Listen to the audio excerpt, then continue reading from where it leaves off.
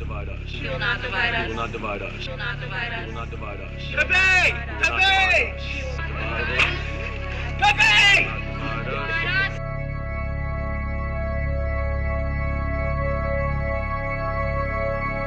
White people, he will not divide us! You look like a fucking bitch on heat. And if you get raped by a pack of niggers, it'll be your fault. Alright? You should just fucking smile and blow me! Cause I deserve it! You have no fucking soul!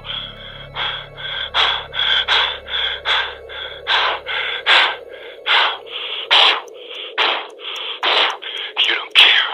Oh, another psychological counseling program. Correct, the mental health counseling. I'm sorry. Yeah, it's not a game for me at all. No way. No way. No way. No, you're talking about some very serious stuff. I have rights. I have rights. I'm an American. You got me in my hotel, arrested me in my hotel for doing what, sir? You fucking racist bitch! Talk to me. You fucked up! The fuck you work for? Are you an American, you fucking whore? Yeah. Fuck you, bitch. Turn around. Fucking racist! Fuck you!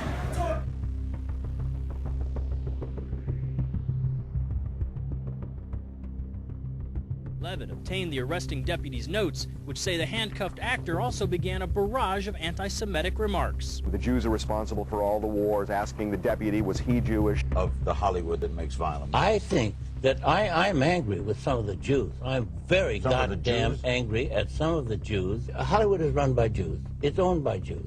And other people are going to be like, he should never come back. Why? Because of what happened before. What happened before? The remarks that were attributed to you. That were attributed to me. Yeah. That I didn't necessarily make. Well, earlier this week, actor Marlon Brando met with Jewish leaders to apologize for comments he made on Larry King Live. Among them, that, quote, Hollywood is run by Jews. The Jewish leaders accepted the actor's apology and announced that Brando is now free to work again. Thanks a lot for joining us, Mel. Take care. Bye-bye. Asshole.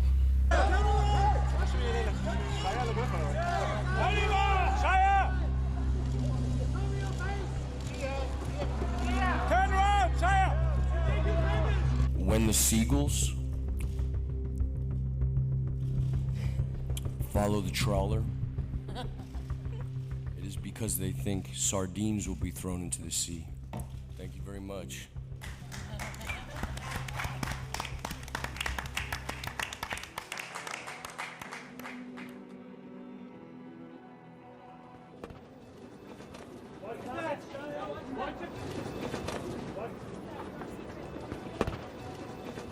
Shia, can you tell us what happened? Any comment? Oh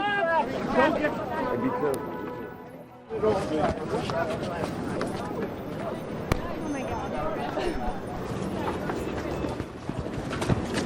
Where you going now? Hey, why you want it?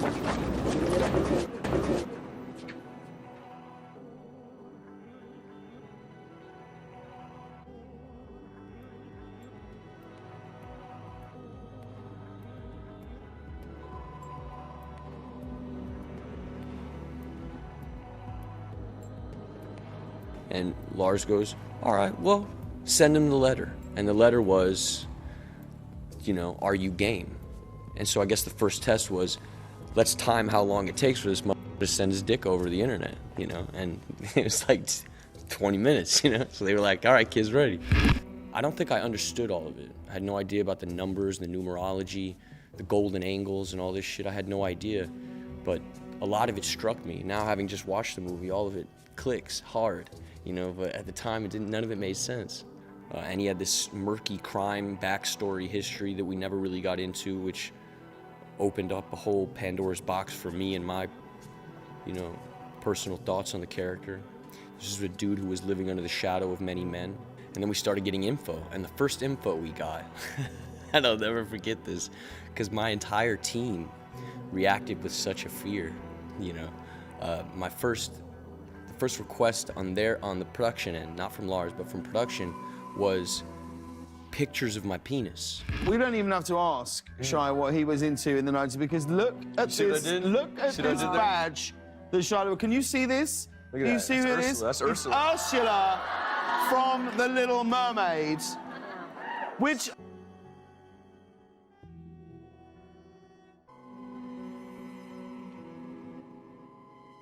I gotta be honest, Shia, I didn't see that association coming. I didn't see that coming. Yeah. But you love this film. Yeah, it's not a game for me at all. No way. No way. No way. No, you're talking about some very serious stuff. Yeah.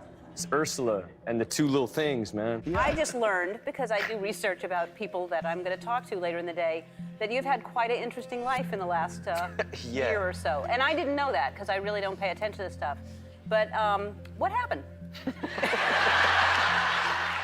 Man, I went through like an existential crisis. And then, to apologize, then you did a performance piece, which that sort of was, but you did a performance art piece where people could come and see you and sit and do and say whatever they wanted to you. Yeah, and we had like a table with all these implements. You know, there was like Indiana Jones whip and some pliers and... What? Yeah, it was Like- sort of no rules. There was a lot of like negativity online, so I thought, all right, well, let's just, let's see what this negativity is about. It's emotionally pouring out the whole time. Yeah. Non-stop? Non-stop. Did he take off the bag for you? I wouldn't even, I think we both suffer from the same thing, I got into this industry because, like, I had this void, I'm a kid of abandonment, and so I thought being good at being an actor would somehow fill that void, and entertainment, a lot of entertainers are this way, and so I think people, it's really just you want to make a mark. So people who are online doing the comments really just want to make a mark. They want to have an effect. Mm-hmm. So I think we suffer from the same thing, which is just a lack of attention and love. Right. Yeah. Well said. Very All right, good. thank you. What got you out of that behavior, that pattern? Jail. Huh? Yeah, 100%. Jail is quite scary. Did you go to jail? Yeah, I was in jail. Uh-huh. Yeah. Oh, for how long? I was there for, it felt like forever. I think 24 hours, 25 hours. Wow. Well, that's long enough to know you don't want to be in jail. Yeah, it was no good. Yeah. Was that your first time? No. Oh. No. No. But this is the worst time. I mean, Okay. I really went all the way with it. They put a Hannibal mask on me and a lead jacket, and it was just really rough. Wow. Yeah, it was very scary. You must have done something very, very bad. Yeah, I spit on a cop. It's a no-no. It's a big no-no. I'm sorry. If Yes. you're watching, dude, I'm sorry, man. That was crazy, Yeah. man. Yeah. But Yeah. you're now all good. Yeah, I mean, I'm as good as I can be, sure. So her work is very cathartic. You listen to the album, it's just like reading a diary. And all of my work, especially for the last 5 years, has just been my soul bared on film.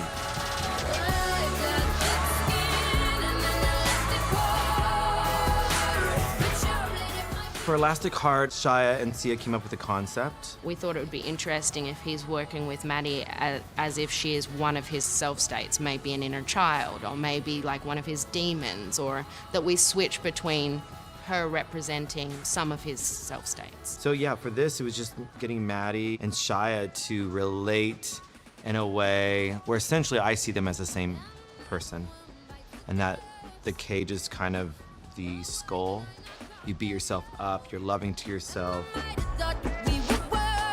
I like Sia, but I think this video is child pornography and very thin line between art and pedophilia. Sia, who no longer shows her face in public, apologizing on Twitter Thursday, writing, "I anticipated some pedophilia cries for this video. All I can say is Maddie and Shia are two of the only actors I felt could play these two warring Sia self-states. My intention was to create some emotional content, not to upset anybody." Jay, do you ever look back at some of the things and be like, is there anything that you look back and like, damn, I was wilding right there? Or do you feel, really? Yeah, and they shape you, you know what I mean? Mm-hmm. Like You learn tuition into the School of Experience? Exactly. Are you a happy guy, Shia? Yeah, lately. Really though? Yeah. So you say lately, that means at one point. I was running. Yeah, I was running away, both in my acting and both in, my living. Yeah. How do you shut that down to where you get on a different path where you can say, I'm happy or I'm happier now? Well, I mean, sober helps. Getting sober helps. I wasn't going to stop doing what I was doing until that happened to me. Some people are just really stubborn. I'm one of those. Would you let, if you have kids, would you ever let your kids get into this business? Oh man, no telling. I know that it's been the most consistent relationship I've had with anything in my whole life. It's been nothing but blessings for me. You hear these horror stories of people in Hollywood. It's never been that way for me. Hollywood's always saved me from the other stuff. That's the way. Yeah. I never had none of the weird, tricky never. Right. How do you not go underwater with Hollywood? Because I'm not really in Hollywood. Yeah. I sort of navigate around it. I since Transformers, I've been finding interesting ways to sort of stay afloat and work with filmmakers that I really like. If you were to bring David Ayers in here, he's very human, you know? And he brings guys like Bobby in, you know, who make me even more human when you're on a set. So it's not like I'm working in Hollywood. I work in and amongst Hollywood. You don't chase it anymore like oh, I need the Transformers, I need that. No, I ran from it because it was not serving me. It was destroying me. That's when I was getting really drunk and fucked up. That was all during that time when I just felt like I was becoming soulless. I couldn't navigate myself anymore. I just felt like I was dissipating. As firmly planted in the floor as I do now, I've never felt more human. All this has dissipated. Like you get in a movie with Spielberg, it's like grabbing onto a rocket ship. Yep. You know, and then you're outer space and you're in orbit. Yep. Yeah. So then you crash land. For some, you know, or some have a parachute. Eventually, yeah. And then you find your footing again. And if you're lucky, you're still making movies at that point. Right. And I'm one of the lucky ones, and I know that. I'm very aware of how lucky I am. I'm on my 9th life. When I came out of rehab, I was really like edgy, you know, itchy, and had no way of. And what did you go to rehab for, if you don't mind my asking? I got arrested in Georgia. Okay. Yeah, for getting in a fight with a cop. Oh, wow. Yeah, and then you know, I was asking him questions like, you know, what he was a black police officer. I was like, that's like being a Jewish Gestapo. You know, you're going to hell for that. That wound up going all over TMZ and really put me in a situation. Really? And they were throwing dirt on me. Damn. So then I went to rehab, wrote the script about my dad. What did you need this as much as you think the community needs? I also need friends, man. I'm lonely as you know. So part of me was like, yes, I wanted to build this thing, but it was also me and Bobby fell in love with each other. The dude became my best friend, and then we sort of clicked up on, well, what do we want to do after this movie's over? Right. And both of us are in love with this craft and wanted to share the craft with people who don't have it. Does the performance art though feed your soul in a way that sometimes movies can't? Definitely, yeah. It's just there's less control, and more can go wrong. So when it goes right, it feels different. Yeah. You know, and less contrived, just more truthful. Did you use those? I had no connection to God. I was spiritually sick, you know, and I had no higher power. I thought I was really running the show. Damn. How did you find that connection with the higher power? Because it sounds like you did. I mean, I got a good group around me. These people that I mess with on a day-to-day. These theater group helps, you know. Having friends like Bobby has helped. Just having real ones around you, you know, who also have their own spiritual experience and can share it with you. The choices I've made in terms of work since then have helped. The people I choose to work with, surround myself with, have helped. Where do you go back to you worked with Will? Where do you go back to with Jaden?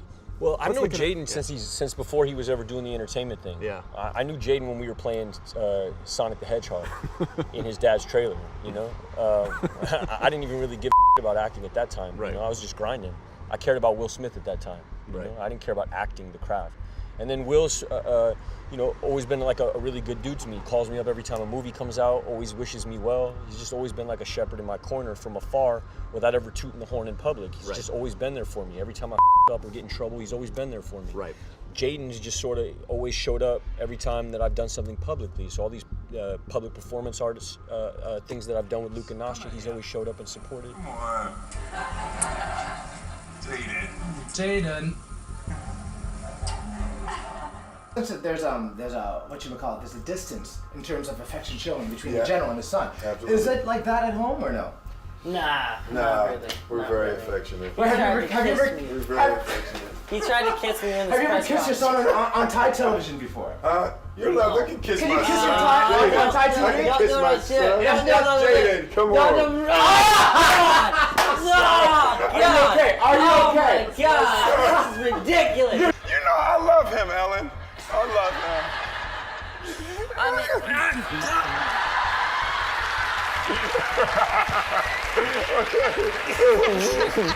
I do. No, you know, it's I think you know, when you have kids and you love them and you're proud of them, you just want to kiss them in the mouth sometimes. Oh my God, a dream. There you go. There you go. Oh man, what the hell is your problem, buddy? There you go. Hey, what the hell is your problem, buddy? Come on, on, man. What the hell is your problem, buddy? All right. Hey, sorry. You just kissed me in my mouth. Joker, look, I ain't sucking. Feel the affection, you know? Right? And it's true. I mean, there is a thing where I know you were like, but when I want to kiss you and just say Joker. Just keep a smile. Just keep a smile. Just keep a smile. Thank you, man. See? That was great, right? He try and like kiss you and stuff. I saw you guys on Ellen, and you were like that alive happens all the time. So even on set, he wasn't even trying to. No, like, not on the set he wasn't trying to kiss me, but after the set he'll try to kiss me or anywhere else.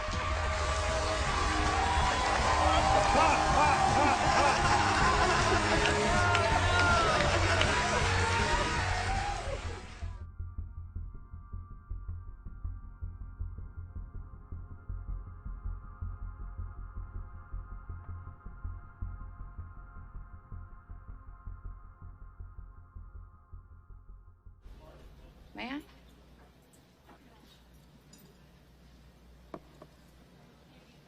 Veritas. Truth.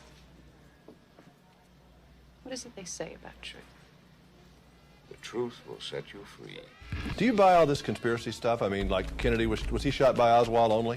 I don't think he was, no. I don't either. But, you know, I mean, what are you going to do? I mean, you know, you chase your tail with that one, you know. So it's not all just nutty stuff. I mean, you know, some of the stuff has got some basis. Oh, hey, a conspiracy, it takes a conspiracy for us to get together here and talk, of sorts. I mean, there's conspiracies in, you know, with different natures, you know. Some kind of malevolent ones. Were you ever the paranoid type where you worry about people following you or, you know, just things that would be paranoid? Well, you know, it's happened. I mean, I've had people coming over the fence with cameras and listening devices and all kinds of crap like that. So, I mean, you know, I had my phone bugged once. I mean, it's bizarre. Yeah, somebody just wants to know what you're up to. That'd make you a little crazy in itself, I would think. Yeah, but, you know. I remember we had an FBI consultant on the picture telling me that they can use your ADT security box microphone to get your stuff that's going on in your house, or OnStar, they could shut your car down. And he told me that 1 in 5 phone calls that you make are recorded and logged. And I laughed at him, and then he played back a phone conversation I'd had 2 years prior to joining the picture, the FBI consultant. And it was like one of those phone calls that was like, you know, what are you wearing type of things. Really? Yeah, so it was mad weird. Wait, so you mean they had a record of you from 2 years prior to me joining the picture. Even being associated with the movie? With the movie. Well, that seems creepy. It's extremely creepy. Wow. Yeah. Wow. Yeah. All right. Yeah. All right. Well, that's pretty amazing. It's pretty amazing. This movie follows the main character, Jerry Fletcher, played by Mel Gibson. In the beginning, Jerry is kind of a conspiracy theorist, but there's a lot more to his character. The opening scene of Conspiracy Theory was all improvisation. Either crazy or an act of genius. Yes. Which? That's an unfair question. You're asking me to comment on whether I'm mad or a genius. Is this the crying segment? Wait a minute. Wait. Did someone say something? Sorry. In this video, I will be covering the film Conspiracy Theory with Mel Gibson, Julia Roberts, and Patrick Stewart. The main subjects that this movie covers are mind control, MK-Ultra, and the military-industrial complex. This movie follows the main character, Jerry Fletcher, played by Mel Gibson. In the beginning, Jerry is kind of a conspiracy theorist, but there's a lot more to his character that we learn later on. I'll play the introduction to the movie because there's a lot of important stuff here. I mean, it's disgusting. You know what they put in the water, don't you? Fluoride. Yeah, fluoride. On the pretext that it strengthens your teeth. That's ridiculous. You know what this stuff does to you? It actually weakens your will. Takes away the capacity for free and creative thought and makes you a slave to the state. So you ever wonder about all these militia groups, survivalist type kooks from the right-wing side? They say that they're defending the country from the UN troops. These guys are yelling so loud. My theory is, and this is a conspiracy, pal, that they are the UN troops and that they're in place. The infrastructure's ready. It's just a fait accompli. When the time comes, they'll just take over and we'll all be toast. Oswald, yeah, Oswald. That's what I said, Oswald. I mean, he said, I'm just a patsy, and that means that he didn't do it, right? Tell you the one about Arm & Hammer goes to the doctor, and the doctor said, hey, Armin, you've only got 3 minutes to live. And he says, oh, my God, that's terrible news. Isn't there anything you can do for me, Doc? 3 3 minutes. And the doctor says, well, Armand, I can boil you an egg. I guess not. All right. Did you ever see those advertisements like, got milk? Hey, open up. Open it up. What's going on in there? Open it up. Son of a bitch. Eat beef? I mean, that's kind of like saying smoke cigarettes or drive cars. I mean, it's real generic. It's like... This guy looks at me and he says to me, you think you're living in a free country? You think this is a democracy? Of course it's not. Websites, newsletters, self-published manifestos, they think we're kooks. I mean, George Bush knew what he was saying when he said New World Order. Remember those three little words, New World Order? Well, he was a 33rd degree Mason, you know, and as ex-director of the CIA. He knew that saying that would send conspiratologists everywhere spinning their wheels, and they destroy their own credibility. Hey, don't get me wrong, sister. I'm sure your heart's in the right place, okay? But, you know, somebody's got to lift the scab, the festering scab that is the Vatican. The chip for identification so they can track down an animal anywhere he's at, you'll insert it under the dog's skin, and it's kind of like an identification thing. I mean, it's only a small, logical step, so they start putting it in us and our children. And then, before we know it, my God, they'll probably come with the pretext. As you can see from this video, Jerry speaks the truth with fiction, so to most people who are watching the film, Jerry seems to be kind of a crazy and making this stuff up. Black helicopters. I mean, you heard about them. The black helicopters, they're everywhere. Yeah, they're on whisper mode, so you can't hear them till they've already gone. You know? Nobody there. Where did they go? Oh, there was nobody in here. What am I talking? Why is the meter on? Oh, come on. 6 major earthquakes in 3.5 years, and the space shuttle up in orbit for every single one of them. Don't you think that's a little bit strange? Testing some top secret seismic weapon? No, not testing, using. Nukes are passe. We're talking a weapon of the future. Okay. So Jerry Fletcher is talking about a weapon that can create earthquakes. Those of you familiar with HAARP will know exactly what he's talking about. I talk to lots of people. I drive a cab, you know. I meet people all day. Who else knows what we know? What we know, Jerry. Tell me what? What do we know? What do we know? If I know what we know, then I could tell you what we know, and if someone else knows, okay? I mean, it's just... I've just got to be more specific. Oh.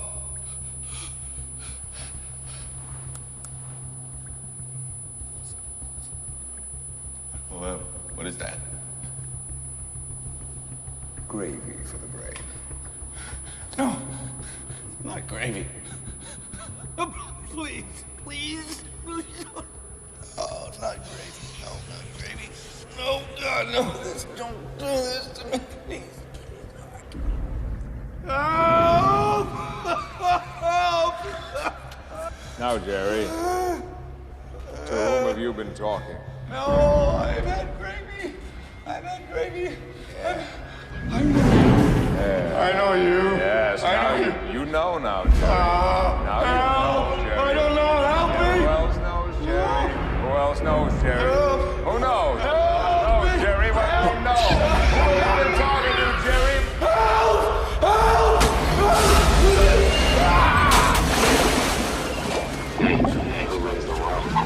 Oh, I must share some of the blame for this. I wish it didn't have to be this way.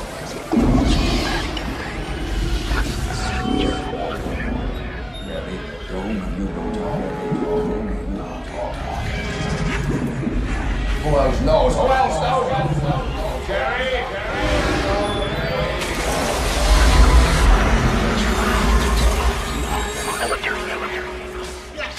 I believe.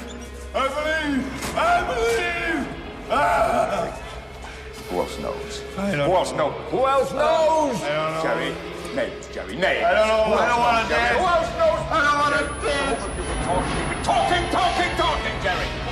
Who knows? No.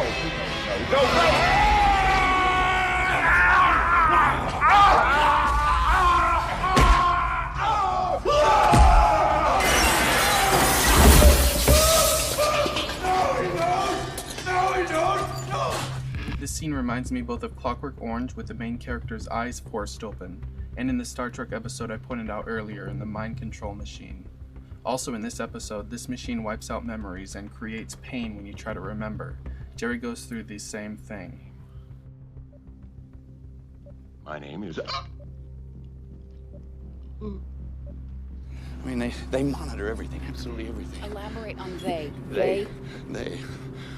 Well, there's lots of groups, actually, lots of initials. I mean, CIA, FBI, IMF, you name it. They. But really, they're part of the big two opposing factions. Which are? One. Some of them are really wealthy families. Their one thing is to maintain stability, or at least that's what they call it.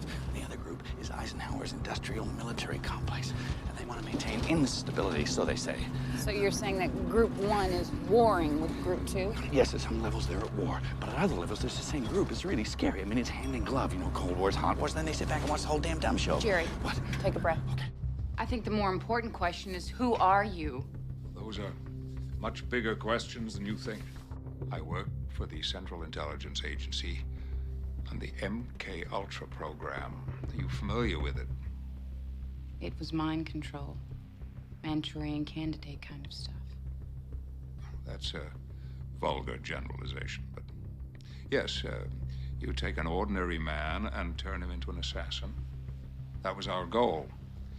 Now, MK Ultra was terminated in 1973, but not the research that I continued. It involved hallucinogenic research, electroshock to induce vegetative states, terminal experiments in sensory deprivation. Terminal. As in resulting in death. These things that you're talking about, you did them to Jerry? MK Ultra was science, sanctioned by the government. But of course, it all ended the moment that John Hinckley shot Ronald Reagan.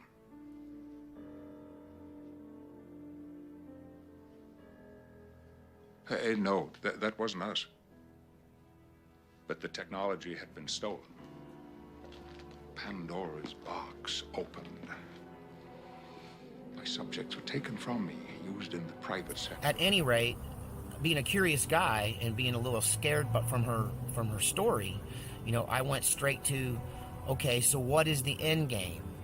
Why are you training all these people? What do you intend to do with them? And she, in those uncertain terms, said, oh, they're going to overthrow every government on Earth and create a one world government and take over. We've been planning it for hundreds of years. And it took a long time to build the infrastructure. And we've been training around the clock. Now, keep in mind, this was 11 years ago. She said, we've been training around the clock. She said, we may only train once or twice a month, but there's somebody training somewhere every night. And that there are thousands and thousands and thousands of MK Ultra mind control slaves who are trained assassins who live amongst ordinary people and are, in fact, completely unaware most of the time of who they really are until they're woken up. And that the way I said, well, how are they going to roll this out? You know, the American people aren't going to stand for this. What about, you know, the National Guard and the veterans? And she said, they have no idea what's coming for them. When we do this, it's going to happen so fast. And I said, well, tell me how it goes. And she said, okay, here's the plan. The plan is there will be some event or series of events that will create so much chaos in the world, so much that even the police, I said, what about the police? You know, she said, the police will stay home. She said, it will be so bad that the police will say, I did not sign up for this, and they won't go. And the ones that do go will easily be taken out by our army. And I said, well, what's going to happen? I mean, are you going to be wearing American uniforms? Is this American military? And she goes, no. She says, in the middle of this chaos, in the middle of the fog of war, when everyone thinks everything's gone completely haywire, then suddenly you'll see these forces just emerge, all dressed in black, all dressed in SWAT gear. She said they will be driving, you know, all look-alike black SUVs, and they will look and sound and act very official. And they will just simply claim that they are now in charge and everyone should do as they say. They will claim that they are part of a new government that has been established for the purpose of dealing with the said situation. And that police would either work with them or be quickly eliminated if they didn't. And that the military is not going to get involved because they follow orders and no one's going to give them an order to get involved. That order will never come. And that they will simply transfer their allegiance from the United States Army to the new world government that will emerge. And she made it sound like it could literally happen overnight. But I think I gathered from it that it was a process that would accumulate with them taking charge at some point, just physically showing up as the guys with the guns and the cars and the official-looking uniform. Let's face it, I've been to the pinnacle of what secular utopia has to offer, right? It's just this kind of everything. I've got money, fame, this, that, the other, you know, and it's all been like here you go, like that. And it's like, okay. And when I was younger, I got my proboscis out and I dipped it into the font and sucked it up, all right? It didn't matter. There wasn't enough. It wasn't good enough. It's not good enough. It leaves you empty. The more you eat, the emptier you get. How bad did it get? Oh, you know, pretty bad. I think everybody in their life gets to a point where that happens, I think, where they get to the moment of truth and they go, well, what is this all about? Am I going to jump? Am I going to go on? I don't want to do either. I don't want to live. I don't want to die. You ask yourself all those Hamlet questions, and eventually you just have to say, I'm not good enough to figure this out. I don't know. I just don't know. Help! If there's anything out there, help, you know. And if you're lucky, you'll recognize the signs of that help. Well, you know, it just happens, you know. Hey, look, it's 30 years I've been at this game, all right? And 30 years I've been in the public eye. And it's 30 years ago that I lost my own personal anonymity. Right. And you can't get that back again, ever, okay? And it's 30 years ago that public humiliation began. And sometimes it reaches a global level. And what doesn't kill you makes you stronger. And I'm telling you right now, I'm one strong mother, because I'm right back at you. If you ask most people what their number one fear is, what do you think it is? Most people's number one fear is public humiliation, okay? I don't give a fuck anymore. I'm not afraid of it, because I've had plenty. So, when you watch, when you see someone like Shia LaBeouf out there, sort of raging and going nuts, what do you think are some of the real issues that young actors contend with, and actors in general, and it's not just young ones? I mean, I remember talking to you a long time ago, and I got from you a sense that you never took anything for granted. No. That you were always as good as your last picture. Yeah, that's about it. And it's tough. It is. It's a hard world. You're under a microscope. You're under scrutiny. If you achieve any kind of notoriety, the degree of difficulty goes up. The loss of personal anonymity forever it's a hard pill to swallow sometimes. You don't get an opportunity to put the toothpaste back in the tube. It just doesn't go back in. So it's, that's gone. You have to reconcile that. And then the world is different. It's very difficult to explain to people who haven't been through it. I think the people that truly only understand it are the people that have been through it. And like when I see somebody like Shia LaBeouf with a bag on his head and stuff, like my heart goes out to the poor guy. I bet it does. No, it does, because I think he's suffering in some way. Or why would he do that? And people are inclined to sort of point the finger at him and say, like, well, he's this or that or the other, and it's easy to judge. But I'm sure he's gone through some kind of personal, kind of very painful, cathartic thing that he has to exercise and get out there, and he'll probably, play it out and come back, whatever it happens to be, he'll be all right. I actually like the kid. I think he's good. I never met him. I like him. He's a good actor. He's a very good actor. He's got it. What were your options when you were 18 in terms of what you might do with your life? Well, I had absolutely no idea, and my options were, get some quick, fast job, probably physical labor, to earn the bread. Where were you? In Australia. Okay. I had an opportunity of going to university. I'd finished high school, did average, but passed. Really hated school. And I could have gone into journalism, or the other option that was open to me was sort of auditioning for a drama school. Right. Which I did. I could tell jokes and, Yeah. and stories and make stories up and convince people of things that weren't true. You were a liar. Kind of, yeah. Yeah. A great liar. Yeah. Yeah. A good liar. Yeah. I'm not as good a liar now as I was then. Yeah. Because it's, you know, the lying thing is something you have to try and overcome, I guess. Sure. And I try and put it into a framework where I can call it a profession now, which is... it's called acting. Yeah. Yeah. I can't say that I have a method. No. I don't think I do. I mean, there is method, but I find that it constantly shifts and changes, and I think that that's a good thing. I'm not sure. I was educated in the way of theater craft and stuff was a very British way of Right. doing things, which meant Technique. technique. Yeah, they're all in favor of actually feeling a real emotion and doing that. Yeah. But they just say you're not going to be able to summon that every time, and even if you could summon that every time, you would die young. Yeah. So that you have to be able to at least fake it well. How do you deal with actors on that way? Well, you choose the ones who you want to be with Mhm. for a start. I never make them read or anything. No. I doubt that you do either. I don't like it. I don't understand I get that. embarrassed. I get embarrassed. And when they cry in a reading, I get like, oh, God. Yeah. Oh, you know. You want to go and... You want to leave because you feel you shouldn't be there. Well, it seems like you're doing something terribly wrong. You feel like some kind of a, you know, I mean, you feel as if you're committing a crime. Yeah. And it's kind of slimy. It's kind of prostitution. Sure.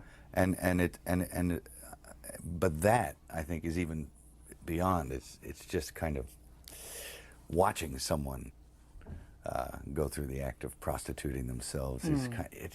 It's there's something very almost unbearable about it. I find it. All the actresses I've spoken to, all without prompting, come up with the same thing of how detestable is the casting process. Not the old casting couch thing, just the thing of not having someone good to read with, you know, and being expected to come in and emote and look sexy and the whole thing in front of a bunch of strangers. It's not fair. It's perverse. Well, it's not fair on them either. No. It's asking them to do something, and you don't find out anything from it. Nothing. You find out nothing from it. This is the main reason why I really hate it. You can get them in there, and somebody might do just a slap-up job for that day, but that's what they've aimed at that day. You have to be able to figure out whether they're going to be any good for 3 months while you're working with them. And the best way to do that is to get them in the room, sit them down, and it may be uncomfortable, as it always is getting to know someone to begin with, and they think they're going to have to read, so you tell them, well, to begin with, I don't want you to read anything, and they sort of relax a little, and you say, I'm not making anybody read, so they don't feel like they're being outcast. No, that's the big thing, yeah. And I don't think it tells you anything except the fact that, well, hey, they can read. I was fortunate. I only had to do it one time, ever. As an actor? As an actor, when I was starting out on a career. I only had to do it once because I was really bad at it. I couldn't do it. I just couldn't do it. What happened was, I went into this place and it was, the guy said, read this. Can you memorize this in like 10 minutes and come back and do it? And he gave me this script with, I mean, it was like 2 full pages of like complete, like a soliloquy, like a dialogue. Not well written either. No. I said, just give me a little hint about who this guy is and why he's saying this stuff. So they gave me like a thumbnail. And I thought, okay. So I went into the next room and, you know, I tried to comprehend it as best I could.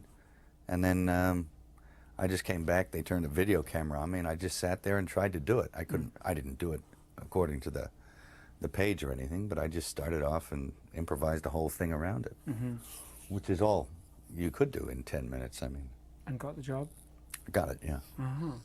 I was so far away from the technical aspects of reading and doing things within some parameter that is given in audition processes that I thought it was hopeless anyway, so I thought, fuck it, threw it away and was relaxed. And that's the best way to find out whether or not this actor, actress will suit your requirement is to have them relax.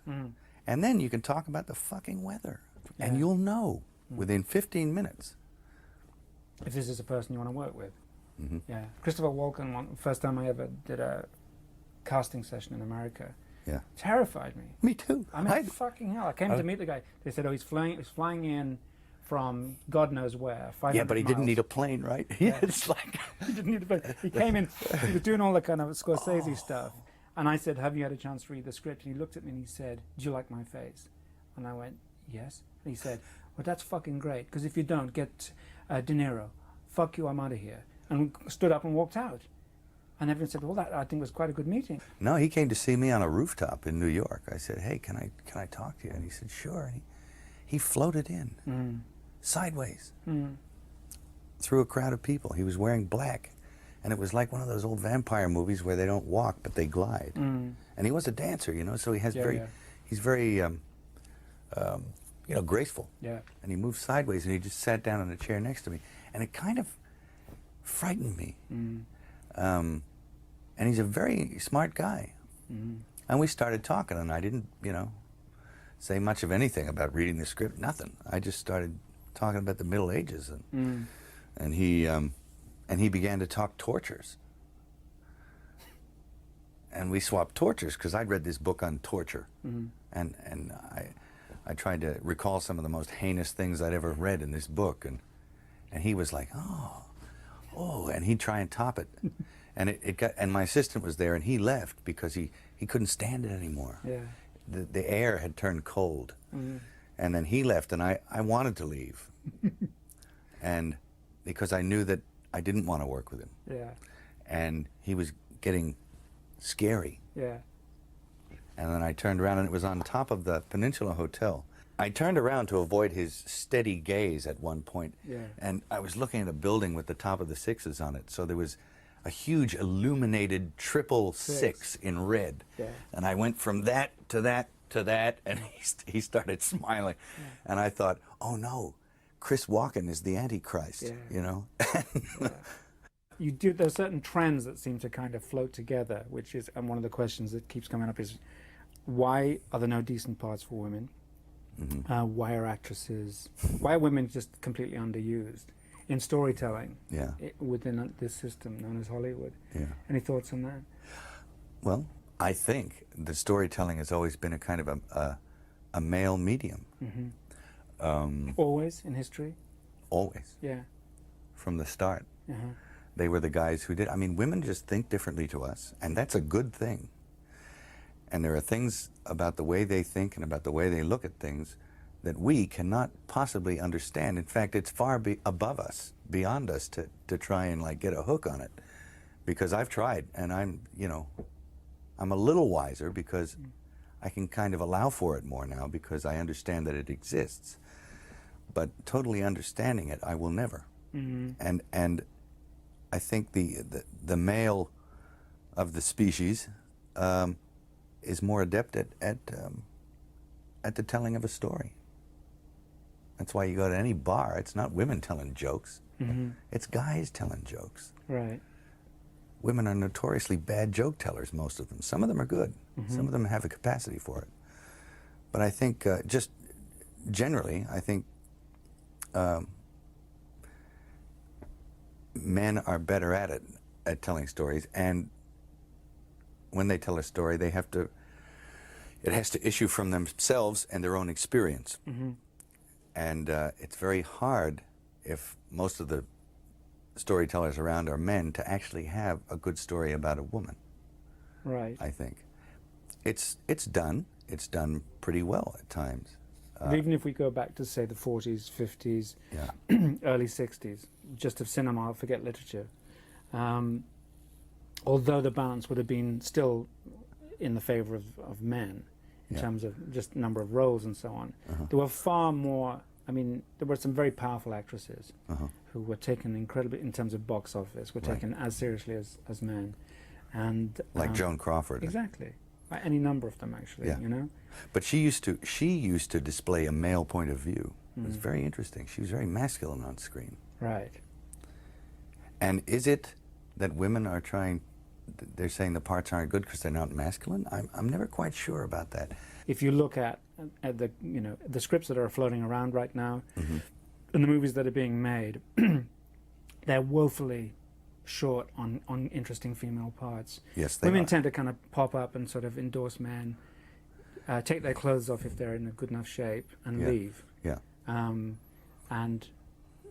One of the actresses I spoke to, actually, I came up with what I thought was a pretty smart thing, which was saying, I said, at what point do you see the decline in women's roles? She said, the moment women took their clothes off, and it became a given, then seemed to be a lack of respect and a dropping off of interest in other points of interest about women. You know? There's a producer I know, successful producer, I will not mention names, but his whole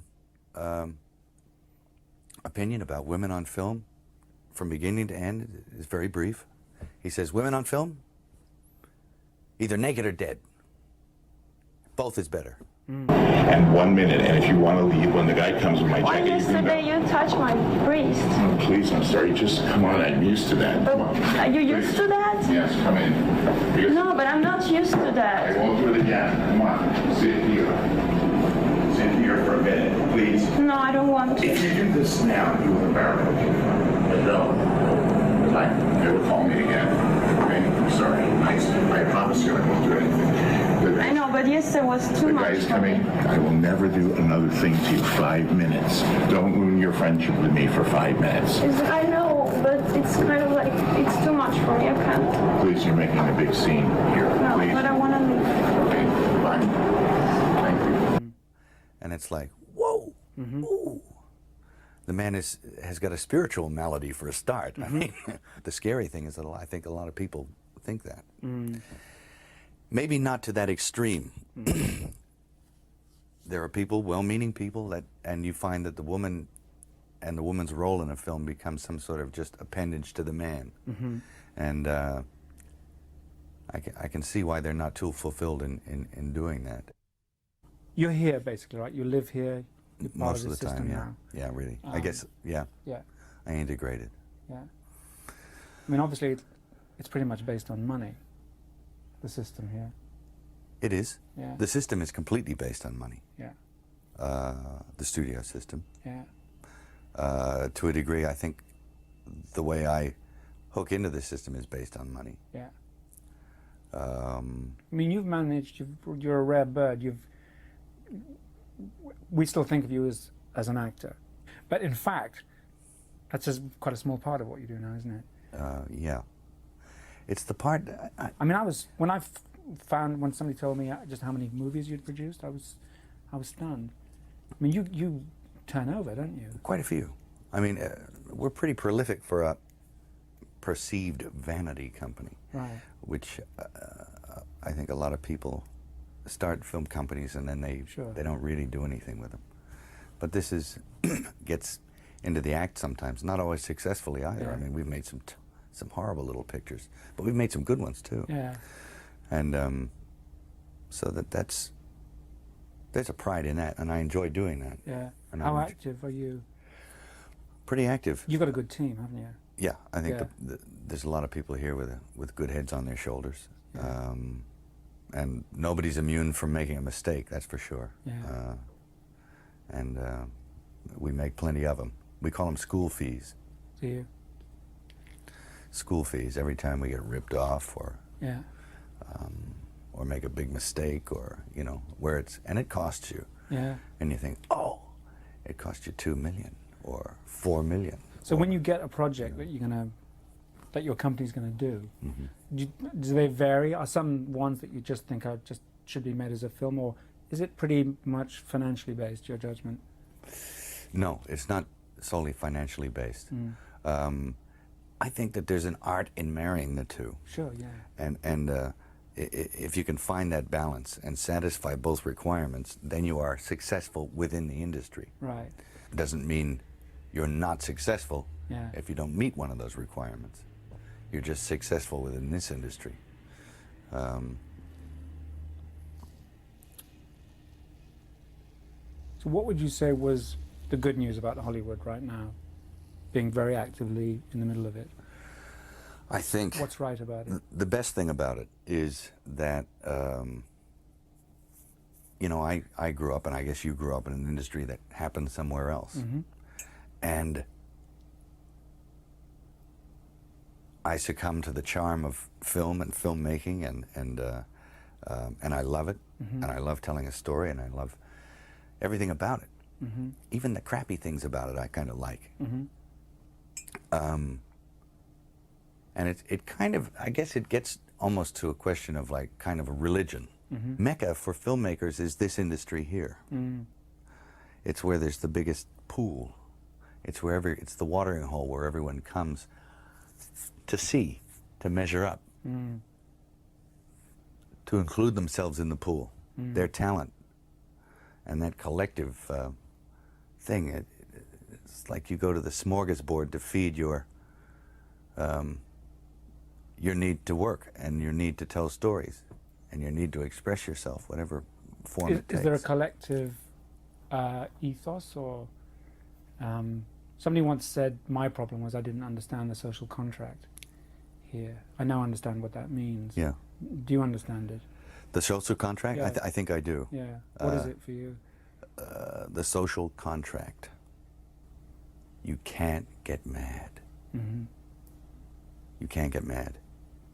You can't let it get you, because you have to make a deal with everyone else, and it's almost unspoken that you are going to be fucked over at some point by people who you may have done something nice for. And it may happen that by circumstance,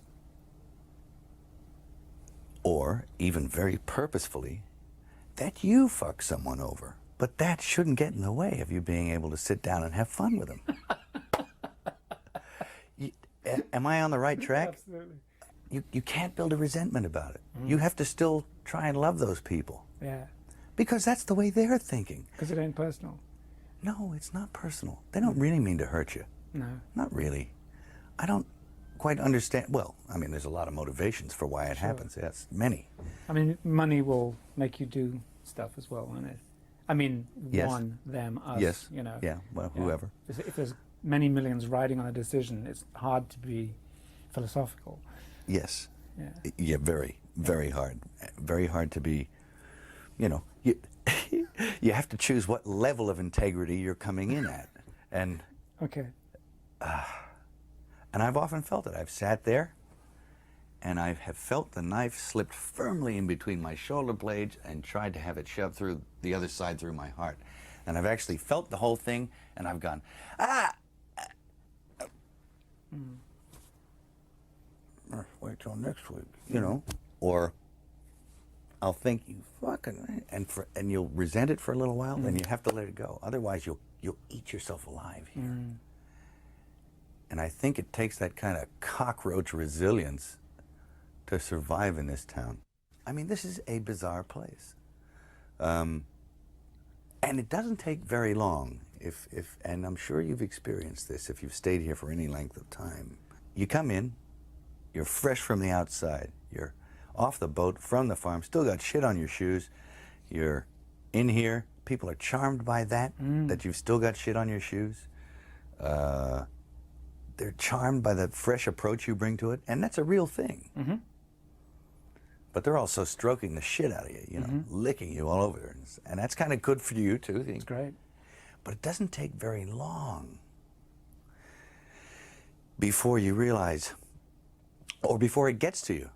It's cascading on you all the time. You can't get away from certain attitudes, from certain modes of behavior that this town and the industry dictate. And no matter how strong you are, when you come in off the farm with those convictions and a certain line of attack, no matter how strong you are going to be affected by this place. No, it's going to divert you from where you were going. Sure. You're going to be diverted. When I came over here, I was in my mid-20s. Right. The first time I really came over here. You know, I had a whole bunch of weird paranoid suspicions about what the hell was going on, because there was a lot of stuff I couldn't understand. Right. And nobody was really bothering to explain it to me. They don't. And and I formed a bunch of opinions about the town and about the people in it that were like, surely that couldn't be, because a whole place can't be like, you know, Weird Town, you know, where the stranger wanders in and all the people are in the bar and they all shut up when he looks at them, and, and they tell you don't go into the house on the hill, and it's like that. And then you go away and you think, no, I was wrong. I mean, that's insane thinking. I'm paranoid. I imagined that stuff. That couldn't be the reason for why so-and-so was acting like, could it? And then you find out later on the track that you were exactly on track with a lot of this stuff. Not specifically on track, but that you could, that some of your worst nightmares were real at the time, and you think, Now this is what I mean by actually starting to swim up or downstream with the rest of the salmon, you know, eventually, if you stay here long enough. You'll find yourself doing that. And you have to, there's a way of doing it without doing it. That takes time. And it takes relaxation. Not being uncomfortable about... Not being uncomfortable, realizing it for what it is. Projecting. Understanding what it is. Once you understand it, well, then you're not afraid of it anymore, so you can just walk around it and through it and then get on with what you tried to get on with in the first place. A place like this can humiliate you. And it can be, it can humiliate you, it can be humbling. I mean, it does rip your life to pieces. Does it? If you'll let it. And it's always pounding at the walls. It's like these little guys, these little heathens with no soul downstairs with horns on their head with a battering ram trying to like beat your walls in. But that's your own devils, you know. I mean, as a matter of interest, do you think it's easier because you're an outsider who came in? I think so. Because it was glaring to me because I was an outsider who came in. But who isn't an outsider coming into this?